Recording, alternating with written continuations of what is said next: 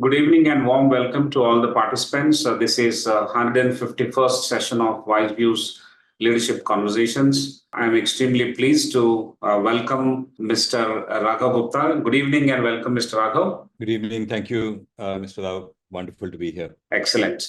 So without much ado, what I will do is I'll run through a brief introduction and then hand it over back to you for your opening remarks. Allow me to share my screen. So WiseViews Leadership Conversations are now at 151 with this session that is underway. And we hold these sessions every Friday. Today, we are going to talk about future of skills, future of learning, and future of work with the advent of GenAI. And Mr. Raghav is going to helm the session. This introduction and the opening remarks will be for about 25 minutes or so, followed by 40 minutes of Q&A. I take pleasure in introducing Mr. Raghav. Mr. Raghav leads Coursera in India and APAC.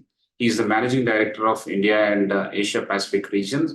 He is responsible for growing Coursera's consumer and enterprise business in the region, thereby bringing the world's best education to learners across Asia Pacific. Mr. Raghav has 20 years of experience across consumer, internet, and management consulting industries in India, Southeast Asia, and Europe.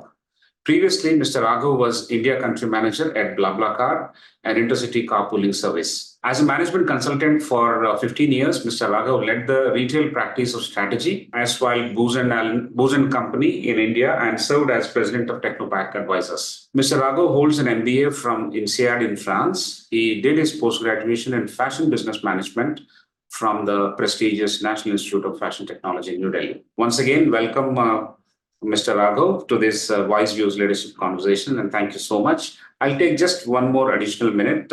Seek your attention. I'll introduce my esteemed colleague, Professor Prasad. He's the Senior Director in Academic Wing of ICFAI Group. He has a collective experience of about 3 decades, both as an academician and before that, entrepreneur and a professional in the corporate world, all put together. He holds BTech from IIT Bombay and PGDM from IIM Kolkata. And he published several articles, papers, and also published a book recently. Welcome, Professor Prasad, and thank you very much. We'll stop sharing the screen. We'll have all the time to listen to Mr. Raghav Gupta on this very, very interesting and important topic of generative AI and how it is actually impacting the landscape of our learning, our working, and our skills. Over to you, Mr. Raghav. Thank you so much. You mentioned this is the 151st session, so congratulations. It's not short of a marathon, I would imagine. Happy to be here. Thank you very much for the invitation. I'm going to go ahead and share my screen. So like you mentioned, we'll talk a little bit about future of skills, learning, and work. And in the context of GenAI, given that it's such a big, relevant topic currently, especially for working professionals. And what I was thinking we will do is maybe broadly, and Mr. Rao said this already, we will spend time on a discussion. And I was thinking before that, I can paint a little bit of a picture on how work and skills are changing. And then as we were preparing for the session, the recommendation to me was also Coursera as a innovative company which started so many years ago, about 12 years ago, has gone through a journey of itself. And one might be able to learn quite a bit from this journey, what has been the innovation, what has been some of the challenges, some of the learnings, etc. So I'll talk a little bit about how Coursera has traversed this journey and what we are seeing. And of course, many of you who are joining might be wondering, if you're thinking about especially GenAI skills, how does one build that? And I'll talk a little bit about that as well. So that's the broad flow over the next 20 minutes or so. And then we'll get into a discussion. And so I'm going to paint a slightly broad picture. And I'll start with a slightly data-heavy slide, which looks a little bit like this. Now, this is a slide which says on top, low-skill jobs are at the risk of automation. And you'll notice in the small font at the bottom, this is an Oxford University study. And you'll also notice it is actually pre-COVID, right? It is from 2017.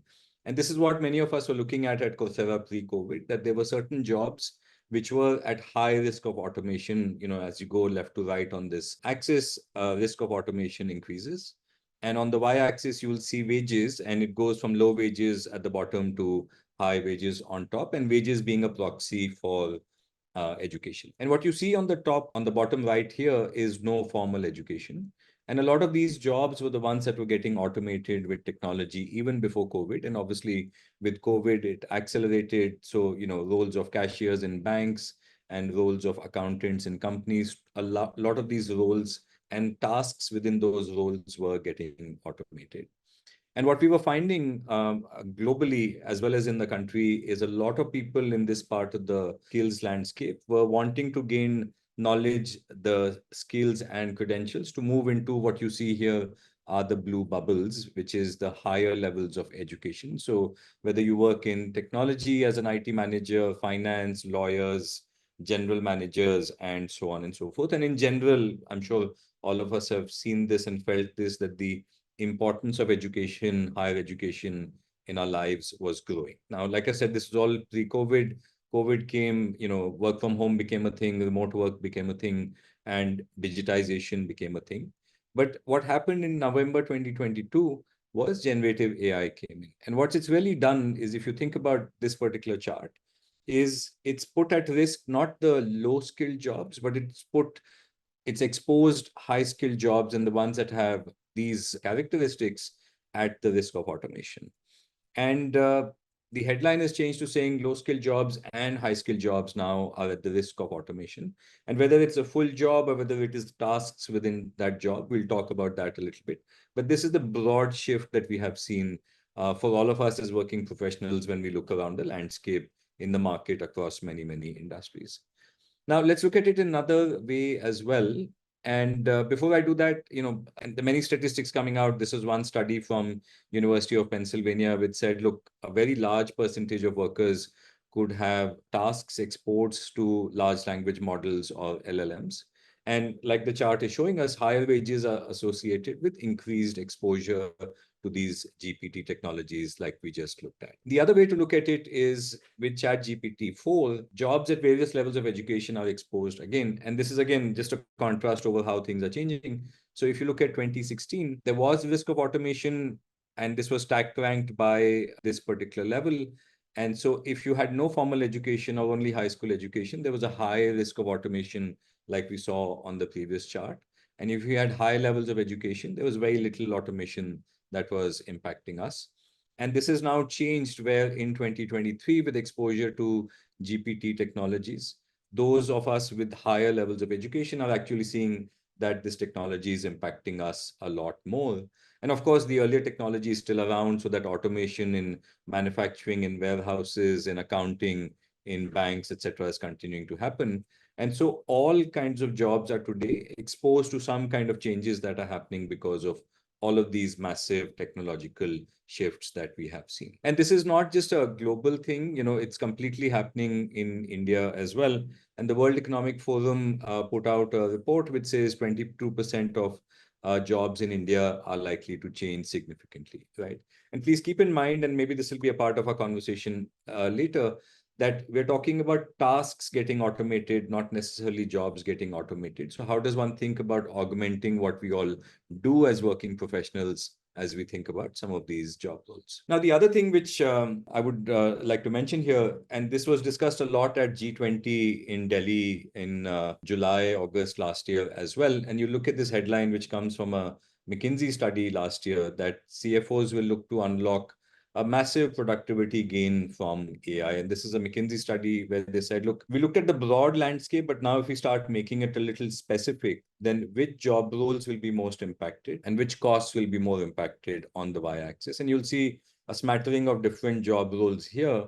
And what the study found is that while all of us will see some impact from AI in our lives, there are these 6-7 job roles which are likely to see the massive impact of this technology, right? So customer operations, customer service is already seeing a lot of impact. Software engineering, my son is studying in University of British Columbia, about to complete his bachelor's in computer science. And today you're coming out of college, employers want you to be using GenAI technology if you want to become a software engineer today. It's happening in India as well.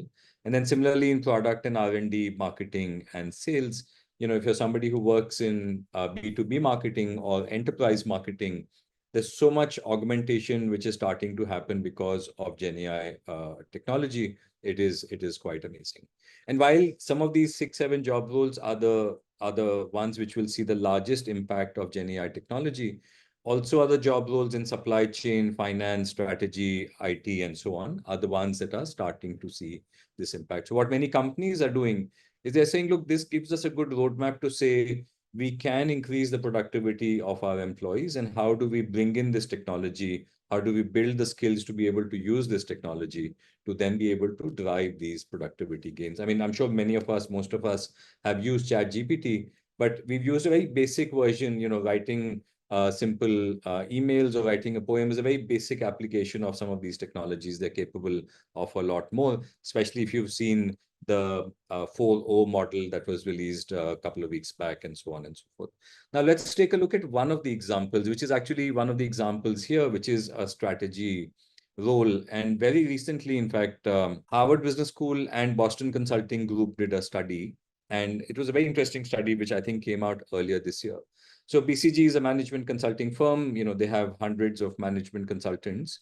And to entry-level management consultants, they were given a task, about 758 of management consultants. Data analysis was the task. And they were asked to do this task without using any GPT technology. And how quickly they did it and how much time they took to do it was measured. And like with any such experiment, some people were below average, some people were above average, and there was a wide range, right?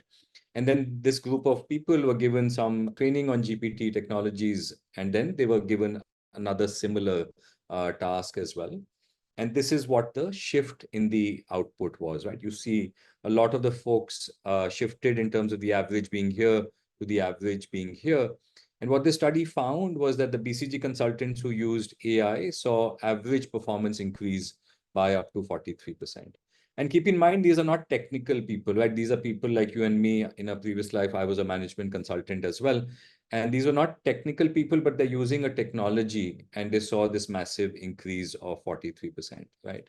And you'll also see that the range narrowed, this big range that we saw here narrowed to a much smaller range, and the benefit actually happened to people who were below average per se. And this and other similar studies have prompted leaders in industry to comment, and this is aligned with what we are hearing, that while AI may not replace managers, but managers that use AI will replace managers that do not use AI, right? And we are seeing this theme emerging that, look, this can be a massive tool for many of us as working professionals to be able to adopt. Now, since we are in an academic setting, with the ICFAI context and also with Coursera, we also looked at it in the context of higher education, and fairly safe, and we're bringing a lot of Gen AI to the table as well, and fairly safe to be able to say that while AI may not replace faculty, but faculty that use AI might replace faculty that do not. And in a context where actually a lot of people are not even fully aware of what this technology can do for you, this is a fairly big statement to be making, that what will be the impact of AI on higher education, because generative AI is all about large language models and education is about language. So what can be the significant impact? And I'll show you a little bit of what we are doing with this technology as well. I mentioned some of this earlier. Variation in performance of the total population narrowed, performance gap between high and low narrowed as well.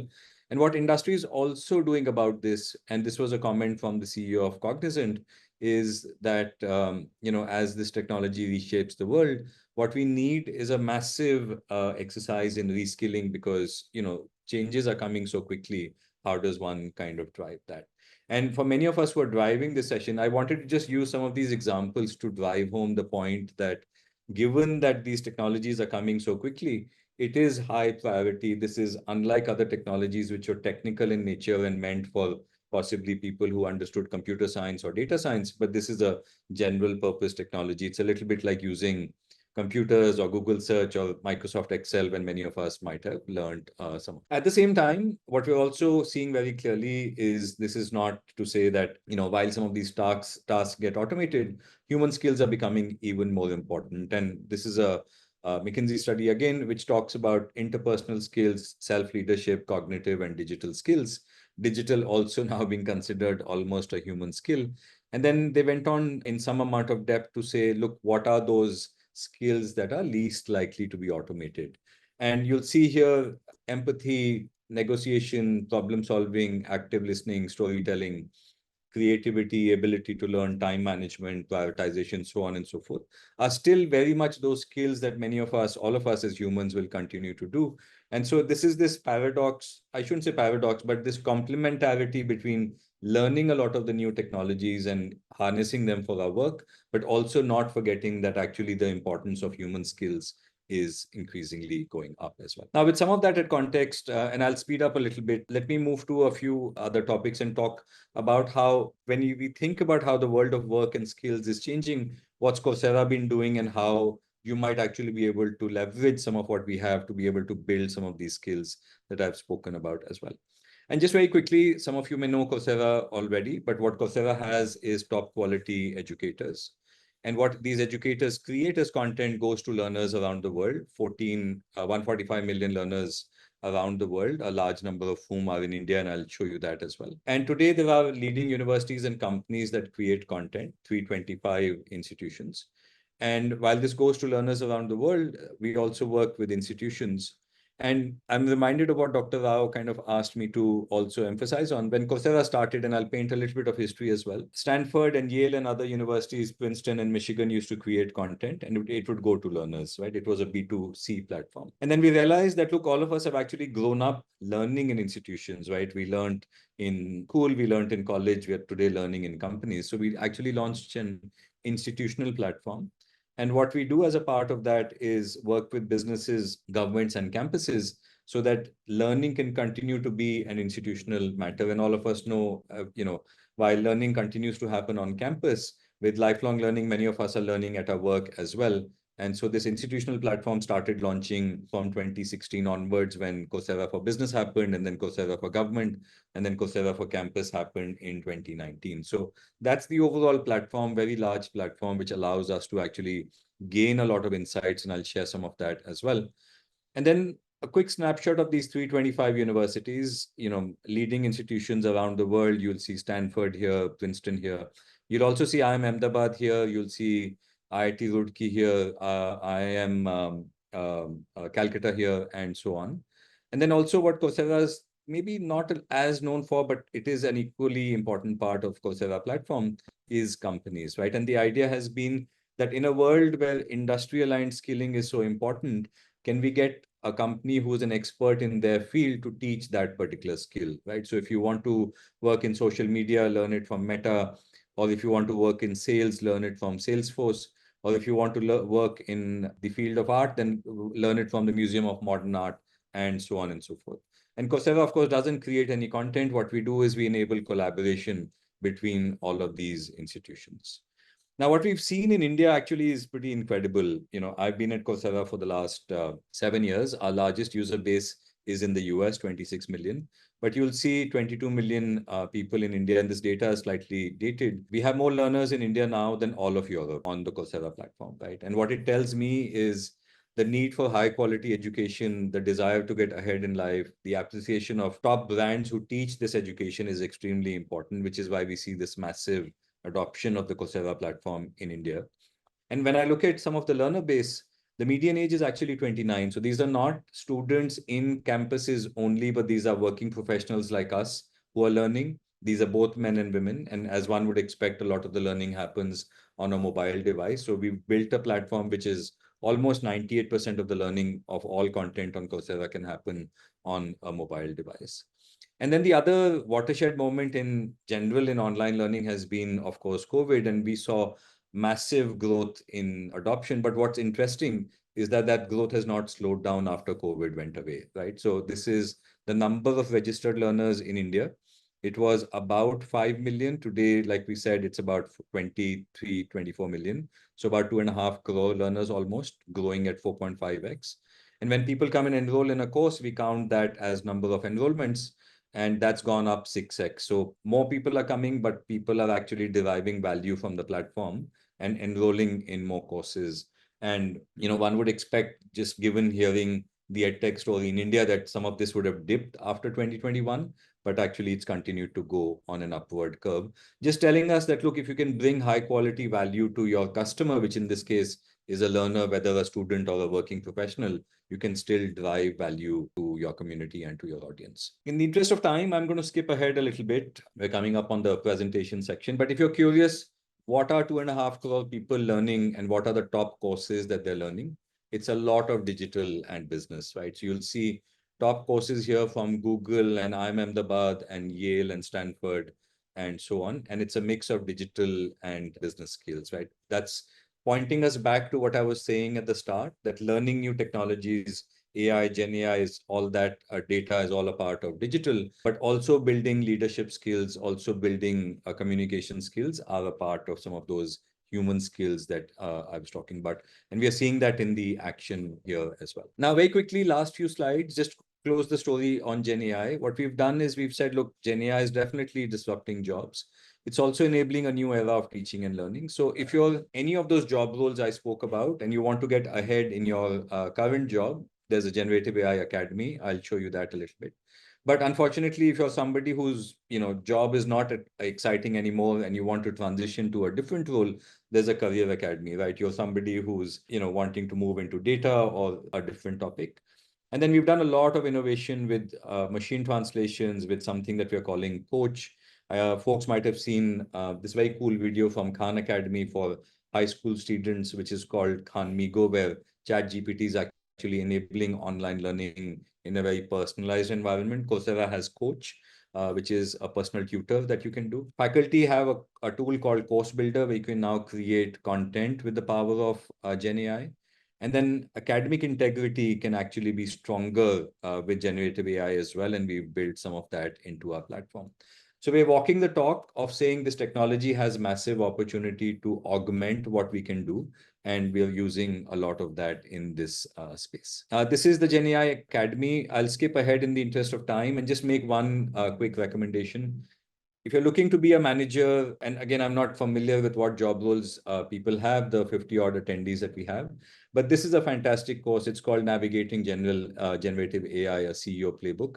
Coursera CEO teaches it on Coursera. It tells you the basics of GenAI as a business leader, how you might use it. This is a 15-hour version of this course. And then there's a shorter version of this course called Using GenAI as Your Thought Partner, which is a 2-hour version of this course. I've done it, and it gives you hands-on experience on playgrounds and how should you think about large language models, prompts, context setting, iterations, and using your own brain. Wonderful starting material if you're wondering, and if I've scared you a little bit about generative AI, then how do you get ready to build some of these skills as well? And absolutely the last slide, and I saw this ad and I thought it was fascinating. This is from a company in the US. And if you look at what it says, right, AI took my job, but the bottom line to the next level is kind of a good representation of what the opportunity might be with some of these new technologies. 20 minutes, Dr. Rao, it seems I am on time. So I'll pause with that. This is the prepared material. I'll stop sharing my screen and hand back to you and to Dr. Rao to maybe get into a bit of a discussion. Thank you very much, Mr. Raghav. I think it's a very good presentation. Thank you for taking us through the emerging field, the possibilities with the impact of GenAI on our work and work front, and several studies that you have presented in terms of estimations of future on the magnitude of its impact. Very interesting. But one thing that stands out very clearly is that in the digital world, while we are all running for picking up some courses and equipping ourselves so as to be well versed with the digital world, the requirement of human skills is much more pronounced even now. I think that's something which we have to take note of. I would also like to thank you for presenting a few insights on the journey of Coursera. I'm sure there are many questions. So this is the foundation for us to move into the Q&A. There are lots of questions for us. We are eagerly waiting to seek some responses from you. I want to thank all the members who have joined around the screen this evening. They hail from various domains. Very interestingly, they are from tech. They are from pure entrepreneurship. Many of them are entrepreneurs from different domains, media, of course, academics, and many newcomers. I welcome all of them to this conversation. An equally large number of people are watching on Facebook Live at this point in time. And we have a set of questions that we would like to go through. And hopefully, this is going to be a very interesting conversation in the next 40 minutes. I'll request Professor Prasad to come in and start the cluster number one. Over to you, Professor. Thank you. Thank you, Professor Rao. Thank you, Mr. Raghav, for introducing us to the importance of GenAI and the likely impact that it will make. I think everyone here gets a lot of articles in their feed of what GenAI is actually doing, and so there's a lot of eagerness to understand a bit more. So I'll come straight on. The first question is, you have led CE in Asia for some time now, Coursera in Asia for some time now. How has GenAI impacted the way you have led Coursera? Well, that's a great question to kick us off. I would say maybe there are three parts to this, and I will share partly our Coursera response and also maybe a personal response as well. We've been fortunate that actually the realization that GenAI is going to be transformative for us has happened at a leadership level. Our CEO is probably the most passionate proponent of the power of this technology, which is why he's actually teaching a course on Coursera, and he built a course with a lot of passion as well. One of the first things that we did was, and we've gone through a similar cycle at Coursera, but maybe the magnitude of the cycle is very different. Data science today, everybody knows the importance of data science in business, in technology, and so on. But 10 years ago, that was not the case. And Coursera was talking about data science becoming an important field back in 2012 before it became an important field. And what we did was we started putting high quality content out there so that people could learn this emerging field that was coming. GenAI is undergoing a very similar moment in time, although chances are that GenAI's moment in time will be 10 or 20 times bigger than what we saw with data science 10 years ago, right? Today, every MBA program will say we induct, our students into data science and data analytics and so on. We've been a key component of that. So one of the things that we've done was we realized that, look, both for working professionals and students in campuses, content is needed. And because this is new technology, it made sense to launch content that was introductory in nature first. And so we launched a GenAI Academy. The first pillar of that GenAI Academy is what we call GenAI for everyone, right? Just the basic introductory content. The second pillar of that academy is for leaders. And we said, look, let's launch content which is GenAI for leaders. How should CEOs and CXOs be thinking about this technology? There's the technical element of it, there's the legal element of it, there's ethics element of it, and so on and so forth. And now what we are launching shortly is the job roles element, which I was talking about earlier. So if you're a marketer, if you're a salesperson, if you're a software engineer, and so on, how should you be using this technology in your job role?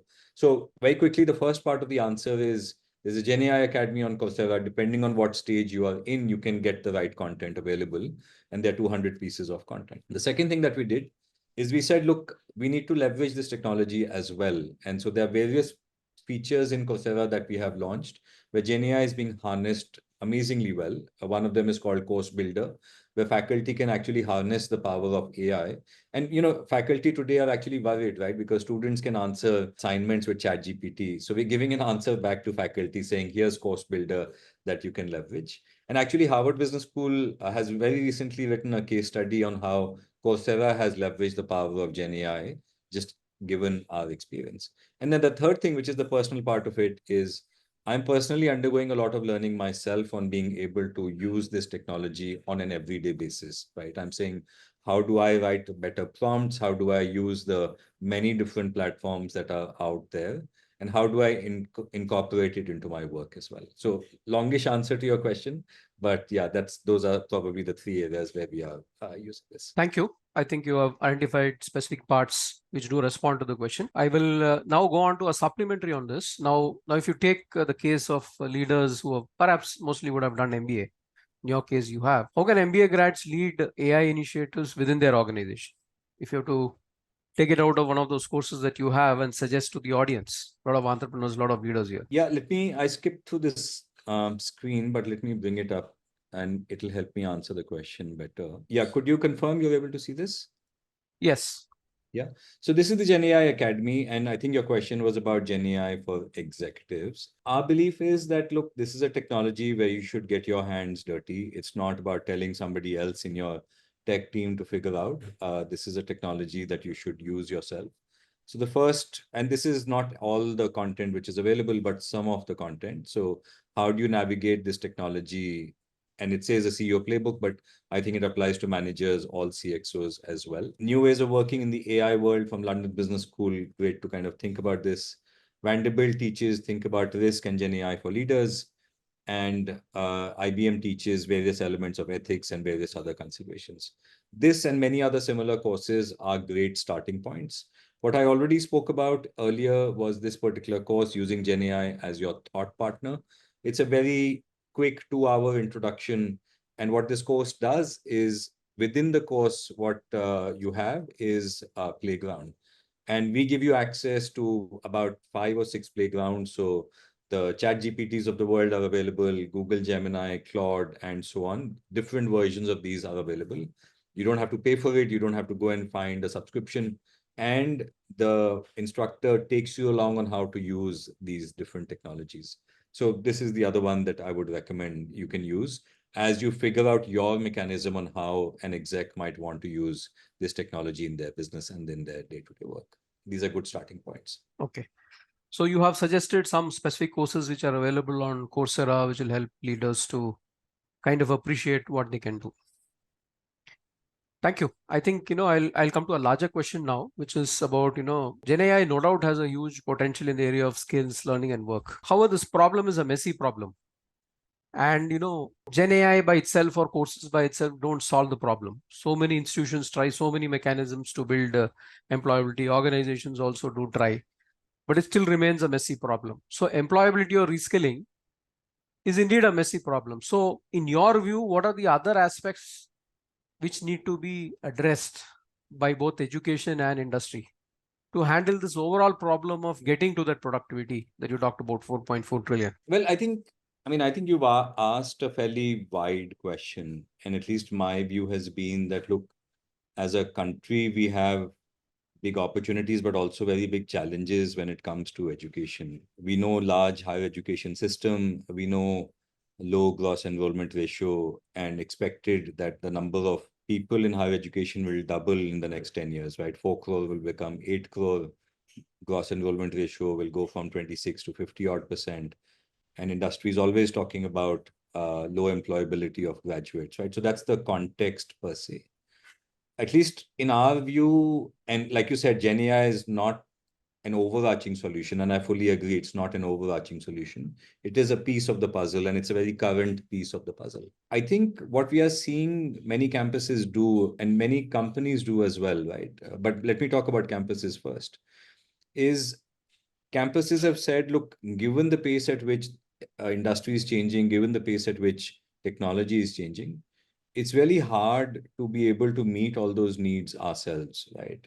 If I'm an MBA student and I want to learn GenAI, and if my campus doesn't have faculty because it is such a new technology, to be able to teach GenAI to my students or to teach any other topic, right? AI in marketing or any other topic to my students, how can I collaborate with other universities who might have this capability, right? And so many institutions are saying, look, let's collaborate more actively. And sometimes this is happening through in-person visits, and sometimes this is happening through online platforms like Coursera. And the other thing which is also happening is, finally, I think we are seeing active collaboration between industry and academia as well. And what I was sharing with you, we've seen actually one of the biggest trends on Coursera across 150 odd million learners around the world who come to Coursera is the appreciation of content from industry, right? The amount of enrollment that we are seeing in content from Google or Meta or IBM or Microsoft is phenomenal. And the reason for that is that, look, when you make this content available to either early career professionals or to students, they're able to build industry relevant skills. And so while industry is collaborating with academia in the physical world as well, a lot of collaboration is actually happening in the online world as well. Those are possibly some of the overarching elements. The other thing I would maybe call out is we see companies investing a lot in bridging the gaps especially for their new employees as well. A great example that comes to my mind is Reliance. And what Reliance Industries does, and they have upwards of 2 lakh employees across their hydrocarbons business, retail business, geo, and so on and so forth, is they've actively built a culture of learning, right? They provide Coursera to 2 lakh employees so that as an employee, you can come and learn. They even provide Coursera to family members, and they provide other platforms as well. So depending on who you are, what your objectives are, there's an active culture of learning that such a massive organization has built to be able to continuously stay on the cutting edge of employability and relevant skills as well. So those are some of the examples, Dr. Rao, Dr. Prasad, that come to my mind. But I don't know if this fully answers what you were asking. But yeah, those are some examples that come to mind. Thank you for the response. I think you've given some indicators of what Coursera could indeed do to contribute in different ways for different sectors in this journey. Let me take it to another question. This is a cultural question in India. In India, full-time courses and degrees at universities are better recognized. I mean, there is this culture that, you need to do it full-time and that degrees are highly valuable. As an online platform, how are you dealing with this? I think when you think about this as an either or kind of a situation, that's when a lot of these questions emerge, right? If I'm a parent as well, right? My son, like I was mentioning earlier, is studying computer science. My daughter is doing economics. Both are doing on-campus programs, right? So when you think of this as an either or question, should I go to an online degree or should I go to a physical degree? I don't think it's a very constructive way to look at it. Some of the examples that I was sharing earlier is I think we are in a world where it's an and question, right? I am on campus. I learn 80-90% of what I need to learn from my campus. But then there are so many things that I, as an individual, should be exposed to, which in today's world is impossible for my campus to provide. And for that, I come to online platforms. And when we start thinking about this as an and problem, I think the answer becomes obvious because today, a combination, because even work is like that today, right? Work is hybrid. I work from home and I work in office. Similarly, I study in class and I study online as well. And what Coursera for Campus does, which is what I was showing you earlier, is exactly this: fit into campuses and augment what we are seeing on campuses.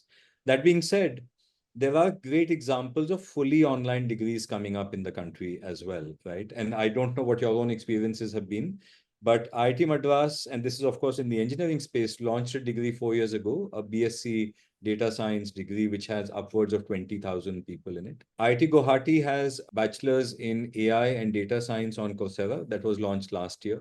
Same faculty who teach on campus teach this degree. On campus, you get a BTech. Online, you get a bachelor's as per regulation. And of course, there are differences between the two degrees. But today, as a student, I have a choice that, look, I didn't get into an on-campus tier 1 institution. I'm getting admission in a tier 3 institution. Is it better for me to go to that versus going to an online tier 1 institution as well? So those choices are also increasingly available.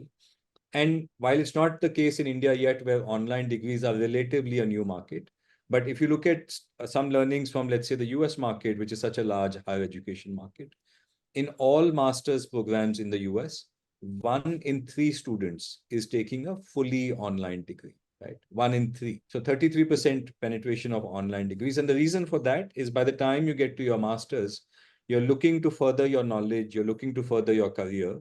Your skills as a human, your need for social connections, your friendships have all already been established. And chances are that you're not able to disrupt your family life, your job, and go to a full-time program. So we're seeing a lot of adoption of that as well. So my recommendation is, instead of painting it with a very wide brush of a either or question, which is a online versus offline question, there are 2 ways to ideally think about it. Firstly, it's an and question. And secondly, there are enough circumstances where online is a very powerful mechanism, even when it is a fully online degree as well.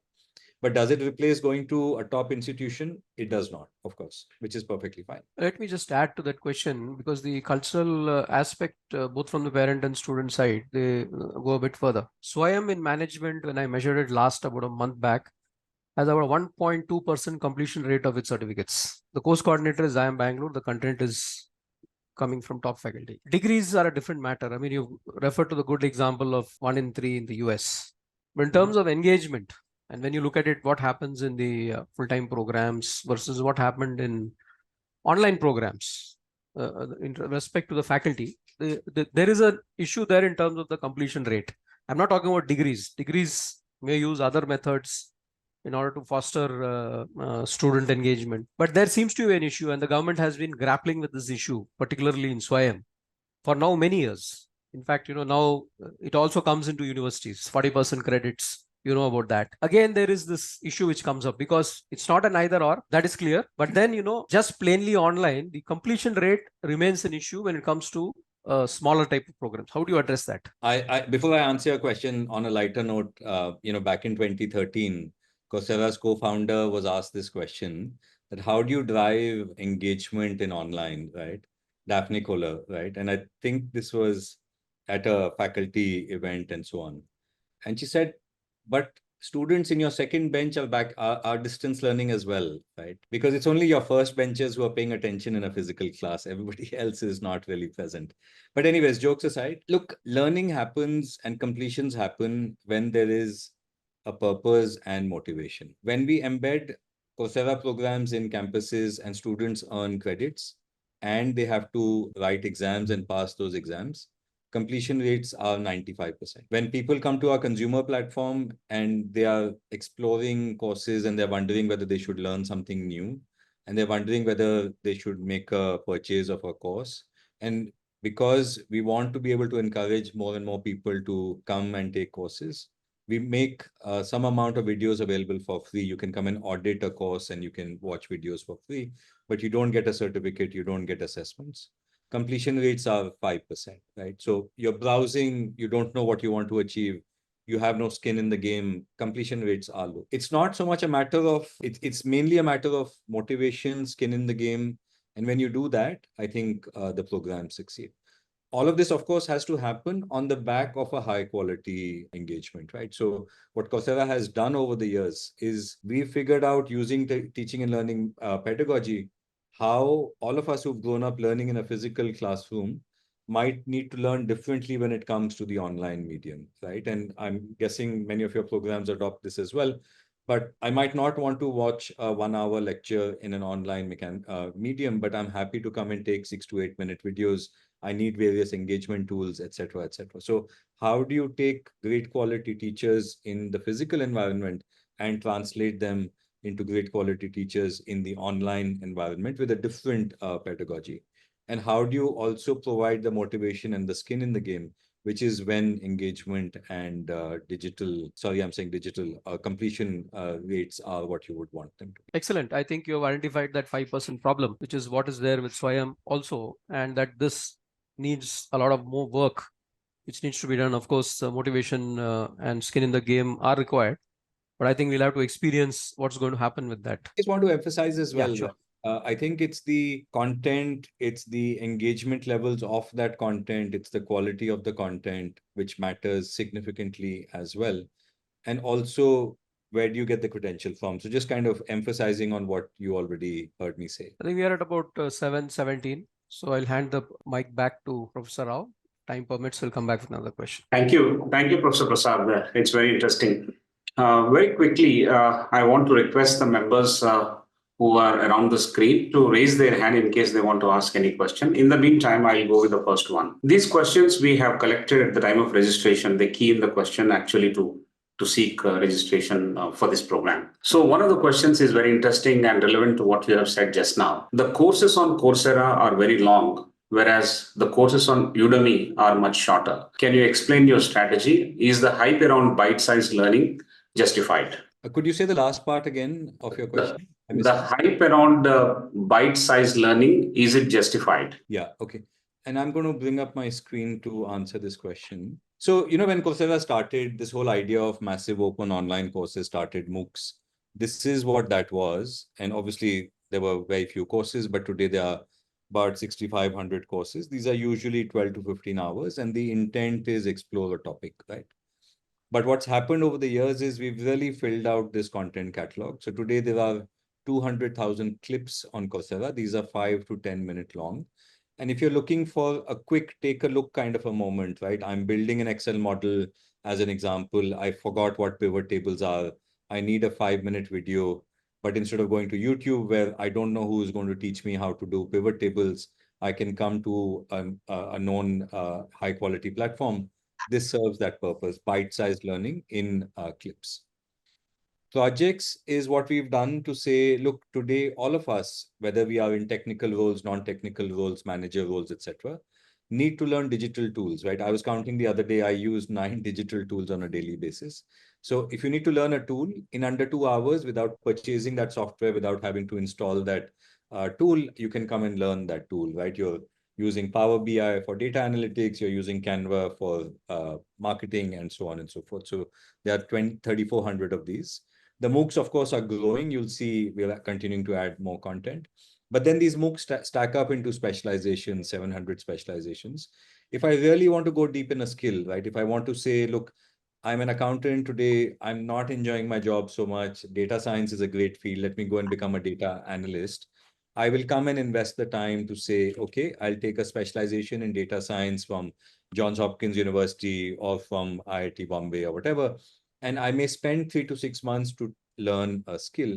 And then finally, industry creates certificates. And these certificates come from the objective of saying, I might want to get a new job, and I might spend between 3 and 12 months to get a job.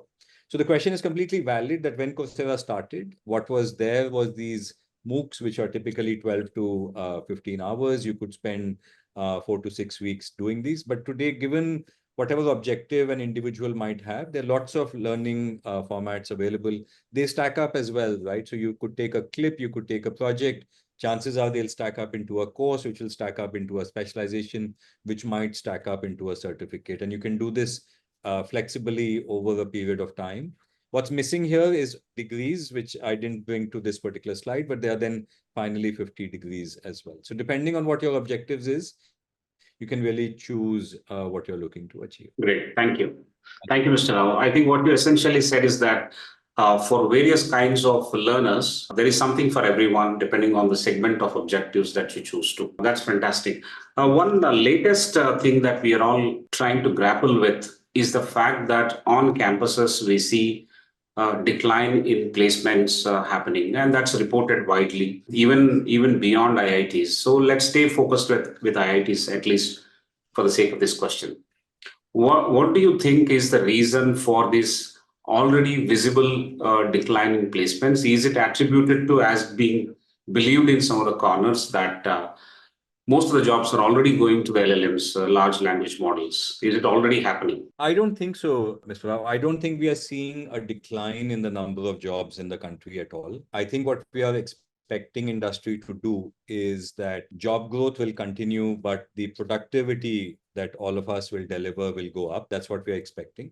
I think a lot of the slowdown is representative of generally wider slowdown globally as well. We know IT services is such a massive industry in the country, right? And we know the US is undergoing a massive slowdown, Europe as well. So a lot of it is because tech services as an industry is currently not adding as many people as they have in the past. And also to an extent, with elections in the country, with elections in the US as well, industry is muted in the level of investments that industry is putting in. There's a little bit of a wait and watch. In the US, it might extend till November after election results come out as well.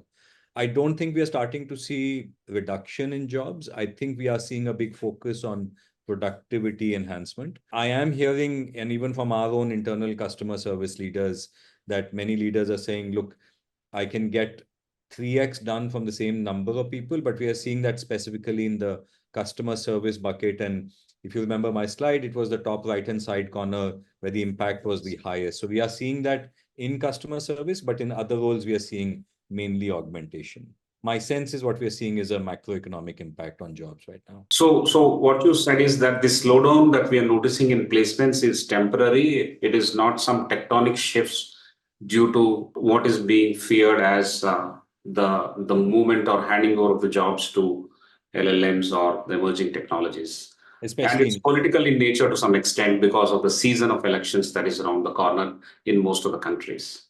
Yeah, and I would say so, especially in India. There might be, and I haven't looked at the latest statistics, so I can't comment on the US for this, but especially for us within the country. Okay. Before I request Kritik to raise his question, I have one. With your own experience of online platforms, your own competition, your own journey as well, how has been India significantly different as a market? What are the three characteristic features that India looks very different for you when you push the online platform as a learning platform for many takers in this country? Well, I would say the first one, and this is a great question. I don't know if I've thought about it a lot before today, but I think the cultural element of, look, education is important in our lives, extends to campuses, it extends to online as well, which is why we see a very large uptake. I think the thirst for high quality education and credentials translates to Coursera as well. We know how many people apply to the IITs and IIMs.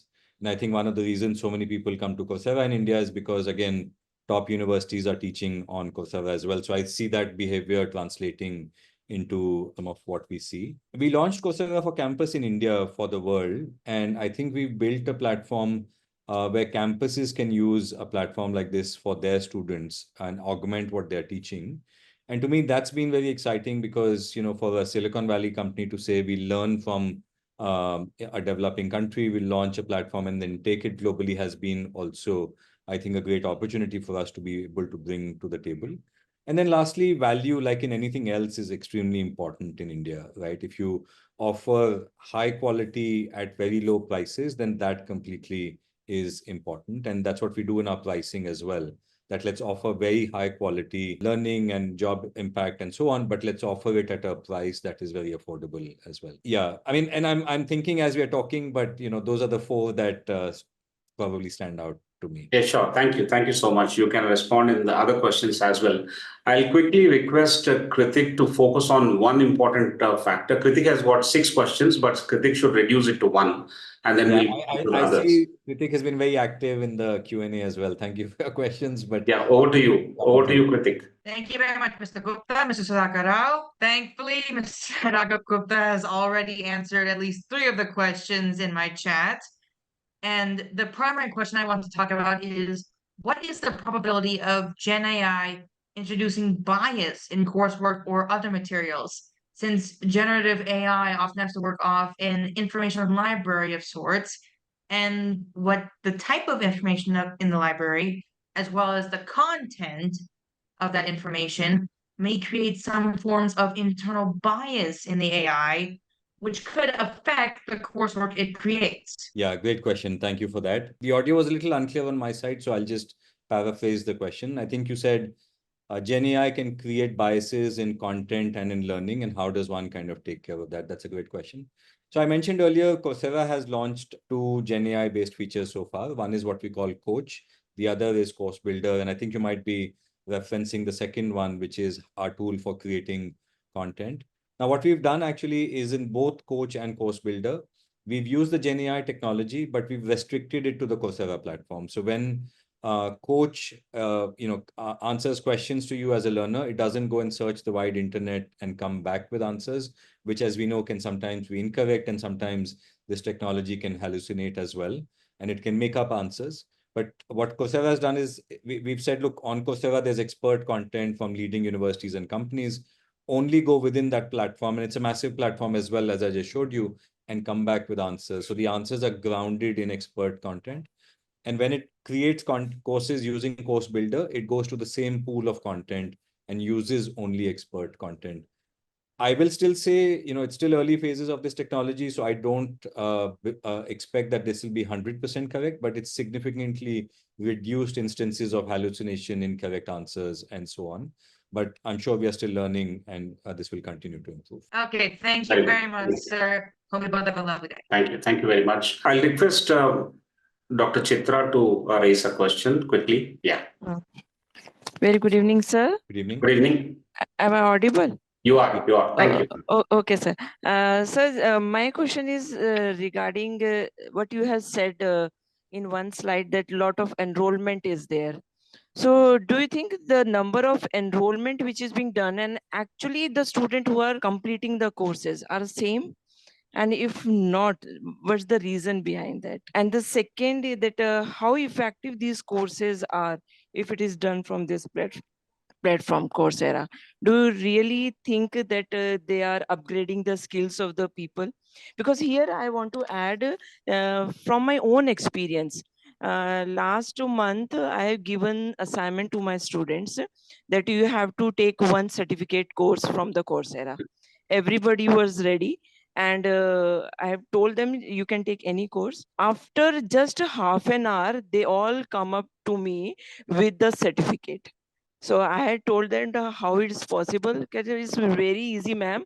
There are certain videos. They didn't have seen those videos. They had just scrolled at a stretch, and those videos were being done. And the last, there was one assignment, and what they have did, they had copied that assignment, put it on the chat GPT, and there they got the answers. MCQs questions were there, and easily within a few hours, the certificate was ready with them. So where is the skill? Where is the learning? The learning has actually not taken place, though the work has been done. Yeah, it's a great question, Dr. Chitwa. It sounds like from what you've shared that you might have had your students go to our retail platform, which is Coursera.org. What I would recommend is come to Coursera for Campus. It is a platform which is meant for faculty members, academic leaders to use content for their students. You mentioned 2-3 things. I'll quickly tell you how they are different. On Coursera.org, the expectation is that you are a self-motivated learner who wants to learn, and that's why you will spend time and money and come to learn. On Coursera for Campus, if you're taking a course, you cannot skip videos, right? And it's up to you, give you that power. But if you say, look, I'm teaching a 3-credit course, it's 45 hours, also give you the option to not allow skipping to happen. So your students will not come back to you in half an hour and say, I've completed the course.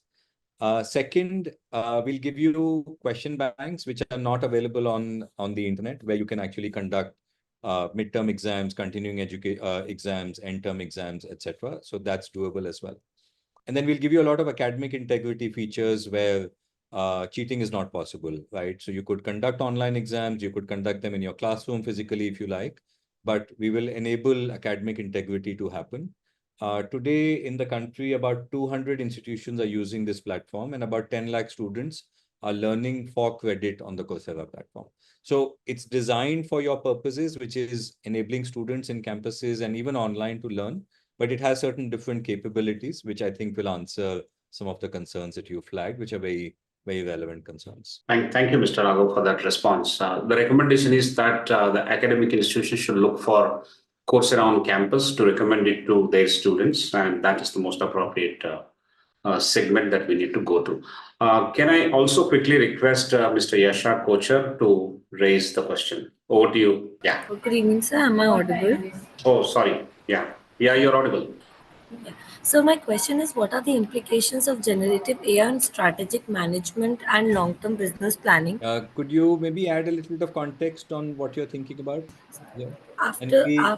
Maybe what you do so that I can maybe contextualize the answer a little bit. So I'm a fresher right now. I have registered here for my, I have registered as an MBA student in IBS Hyderabad right now. We are in an induction program. So I was just curious to know about the implications of generative AI on strategic management and long-term business planning. Yeah, it's a great question. I'm just wondering how to answer it because there's so many implications on strategic management and long-term planning. I mean, I think some businesses will completely see their business models changing because, you know, the kind of capabilities that you can have as a company, the kind of cost structures that will change will be quite dramatic. I would keep it simple and say, learn this technology. And as you take some of your MBA courses, you'll probably find that there are many applications that you will be able to bring it into. But suffice to say maybe that the implications are quite significant, both for strategic management and long-term businesses. Thank you, sir. Thank you. Thank you very much, Mr. Raghu. Thank you, Esha, for that question. In the interest of time, we are already at 7:35. We will wrap it up. But I'll request Professor Prasad to come in if he has any question. But I have one question to Professor Prasad also. In the current scenario that is evolving, we are also handling students who are looking for MBA program. We are looking at learning models customized for them in various aspects of our program as well. What are some of the lessons and suggestions that you have with respect to making it more effective, bringing in engagement, and creating some success stories? And also, please raise your question to Mr. Raghav so that we can wrap it up with that response. Professor Prasad. I think human involvement is extremely necessary, particularly faculty involvement. What happens is before customization comes personalization. So we need to understand the kind of target groups that we attract, particularly as institutions, because institutions have a kind of a segment that they attract. I mean, in the case of Coursera, it will be very broad. Yeah. But as far as institutions go, they attract a certain type of segment. And even amongst them, and particularly if you're talking about campus programs, then they are fairly well defined. The cohort is fairly well defined over the years. Suddenly, one wouldn't get a new type of a cohort. The possibility is very less. So first, one will have to work towards personalization. And that needs faculty involvement, because without faculty involvement, AI will not be able to do anything. So even to understand what is it that we need to do, we'll have to combine these two. And so cultural aspects are extremely important. Faculty need to be inducted. They need to be shown how this is extremely useful, saves a lot of their time, increases their productivity, makes them look far better, like that quote was there in the beginning of the slide. I think these are very important things. And one has to work with samples that one has and students, because, unfortunately in our country, and particularly whether it is distance or online education, the emphasis has been on numbers and, not outcomes. So some of these problems that we've been listening to are because of that. Content alone won't solve the problem by no stretch of imagination. We have had enough experience on that. Yes, it does get the initial traction in, but beyond that, one must be able to know how to retain, and faculty know how to retain. Whether they're campus faculty or other faculty, they know how to retain. So I think it is a journey which goes towards customization. There's a lot to learn. I see it taking at least about 5 years. People may make claims at this stage, which is why, in my view, SWAYAM is struggling with the completion rate. People need to understand what they need to do for their target group. Just as in campus programs, you may have in some courses that the attrition, the people who have not been able to succeed is high. Now, one will have to sit and apply one's mind. The faculty will have to do that, understand the students, and come with a specific solution. Similar approaches will need to be taken here in order to do that. And when one does that, one sees success.